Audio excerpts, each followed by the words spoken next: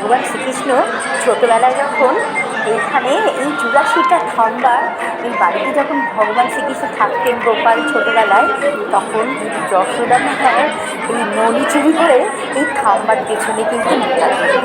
আর সেই খাম্বাগুলো দেখো এখানে এই তো হয়ে গেল তো ধরেছি খাম্বাটা ধরে আমি রয়েছি। এখানেই হয়তো ভগবানের সেই হাতের স্পর্শ কিন্তু আমরা অনুভব করতে পারছি। গোপালের এই বাড়িতে দেখো, আমাদের গোপাল ভাই এই বাড়িতে ছোটোবেলায় তার বাল্যকাল কেটেছে। এই দেখো খাম্বাটা দেখেছো কি সুন্দর করে রেখেছেন। এইগুলো হচ্ছে গোপালের ছোঁয়া রয়েছে হাতের। এই খাম্বাগুলোর পেছনেই কিন্তু লুকিয়ে থাকতো ননি খেয়ে মা যশোদা খুঁজতেন, তখন এই খাম্বার পেছনে গিয়ে লুকাতেন ভগবান শ্রীকৃষ্ণ।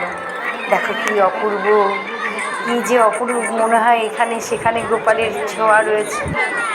এই দেখো দামোদর মাসে যে কীর্তনটা হয় সেই খাম্বাটা রয়েছে এখানে। এই দেখো মা যশোদা দড়ির দ্বারা বন্ধন করেছিলেন, বেঁধেছিলেন ভগবান শ্রীকৃষ্ণকে। এই দেখো ছোটোবেলায় এই সেখানেই আমরা কিন্তু প্রণাম করছি। দেখো এই যে কুটির সঙ্গে গোপালকে বেঁধে রেখেছিলেন। দেখো প্রণাম করো গোপাল। মা যশোদা এখানেই কিন্তু বেঁধে রাখতেন ভগবান শ্রীকৃষ্ণকে ছোটোবেলায়।